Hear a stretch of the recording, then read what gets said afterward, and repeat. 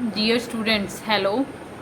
Today we will discuss chapter number 2, that whose title is Wonderful Waste. We will discuss today exercise of this chapter. First heading is reading is fun, and question number 1 is what were the preparations in the palace for? कि जो महल है उसमें क्या तैयारियां चल रही थी. Preparations plural है तो तैयारियां होगा, तैयारियां चल रही थी. ठीक है, किस चीज़ की तैयारियां चल रही थी? Answer, there were the preparations for a grand feast in the palace. की जो पैलेस है, महल है, उसमें एक बड़े भोज की तैयारियां चल रही थी. ग्रैंड फीस्ट मीन्स बड़ा भोज. ठीक है, मतलब एक बहुत बड़ा डिनर.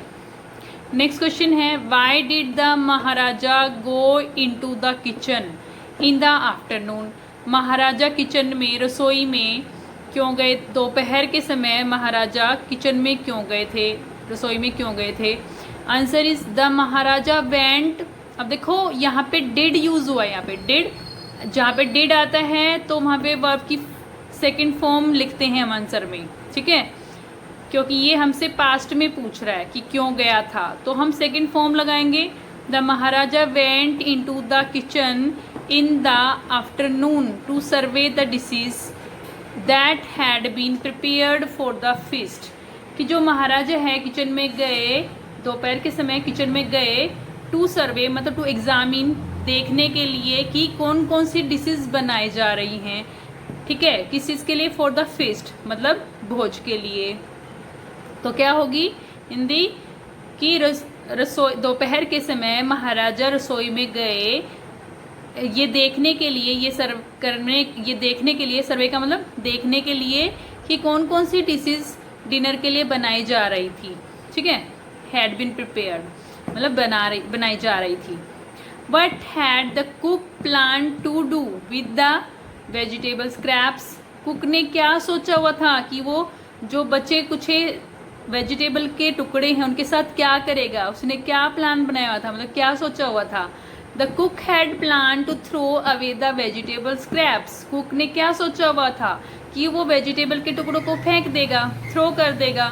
ठीक है, यही सोचा हुआ था पहले तो उसने, लेकिन बाद में जब राजा ने उसको बोला कि नहीं फेंकने नहीं है, तो फिर उसने क्या किया? उसे एक डिश बनाई जो कि क्या था? Aviyal. Yes. Question number 4, ingredients are the things that are use to make a dish. ठीक है, इंग्रेडिएंट्स क्या होते हैं? वो सामग्री, एक तरह से वो चीज़ें that are use to make a dish, जो एक पकवान बनाने के लिए चीज़ें यूज की जाती हैं, उनको इंग्रेडिएंट्स कहते हैं. ठीक है, सामग्री कहते हैं. Circle the ingredients of AVL in the box below.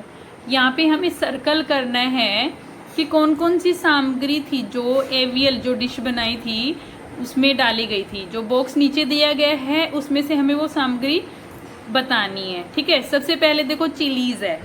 ठीक है, चिलीज़ था उसमें, है ना, डाला था ना उसने चिलीज़. यस, डाला था, तो चिलीज़ को सर्कल करेंगे. उसके बाद देखो ग्राउंड नट डाला था क्या? नहीं डाला था. वुड भी नहीं डाला था, वुड तो लकड़ी होती है, ये तो इंग्रेडिएंट हो ही नहीं सकता. वेजिटेबल स्क्रैप्स, यस, ये तो डाले ही थे, ये मेन इंग्रेडिएंट था इसका. ठीक है, सर्कल करेंगे इसको. उसके बाद कोकोनट, यस, कोकोनट भी डाला था ना. उसके बाद देखिए रोस्टेड पीनट्स, नहीं, कर्ड डाला था. यस. पोट तो बर्तन होता है, उसको कोई कैसे डिश में डाल सकता है. गार्लिक भी डाला था उसने ना, लहसुन. ठीक है, गार्लिक लहसुन होता है, डाला था. ब्रोकन बैंगल्स नहीं डाल सकते, खाने में थोड़ी ना कोई डालता. बास्केट टोकरी भी नहीं डाल सकते. करी लीव्स उसने डाली थी. यस, लास्ट में डाली थी उसने डेकोरेट करने के लिए. Next is state whether the following are true or false. ये सारे नोटबुक में करने हैं. ठीक है, ट्रू और फॉल्स बताने हैं. The king had ordered A dinner in the palace. जो किंग है, राजा है, उसने पैलेस में, महल में डिनर का आदेश दिया. यस, दिया था. ठीक है, तो ट्रू है, ये ट्रू लिखेंगे यहाँ पे आंसर में. ठीक है, साथ साथ आंसर ऐसे ANS लिख सकते हैं। उसके बाद no one had heard of or tasted Aviyal before, कभी जो किसी ने भी इससे पहले एवियल को टेस्ट नहीं किया था, ना ही सुना था। हर्ड भी सुनना, ना तो सुना था इसके बारे में और ना ही इसको टेस्ट किया था। ठीक है, तो किसी ने भी ना सुना था और ना टेस्ट किया था इससे पहले एवियल को। ठीक है, तो ये ट्रू है ये भी बात। यस, नई डिश बनी थी ये, तो ट्रू लिखेंगे यहाँ पे हाइफन लगा के लिख सकते हैं या ANS करके आंसर करके लिख सकते हैं। नेक्स्ट थर्ड होगा। Next third point is the cook had plan to make another dish using the vegetable scraps, कि कुक ने क्या सोचा हुआ था कि वेजिटेबल स्क्रैप से, जो बचे कुछ सब्जी के टुकड़े हैं उनसे एक दूसरी डिश बनाएगा। नहीं, ऐसा नहीं सोचा हुआ था उसने, इसलिए आंसर क्या होगा? फॉल्स होगा। ठीक है, ट्रू नहीं है, ये फॉल्स है। Next heading is let's write. Let's write में पहला पॉइंट क्या है? A recipe is a list of directions to prepare a dish. जो रेसिपी होती है वो क्या होती है? एक लिस्ट होती है जिसमें ये लिखा होता है कि इसके बाद ये करना है, ये करना है। डायरेक्शंस लिखी होती हैं, निर्देश लिखे हुए होते हैं कोई भी डिश बनाने के लिए, प्रिपेयर करने के लिए। ठीक है, तो रेसिपी क्या है? एक लिस्ट होती है निर्देशों की। ठीक है, सूची होती है निर्देशों की, जो किस लिए दी जाती है कि कोई भी डिश कैसे प्रिपेयर करते हैं।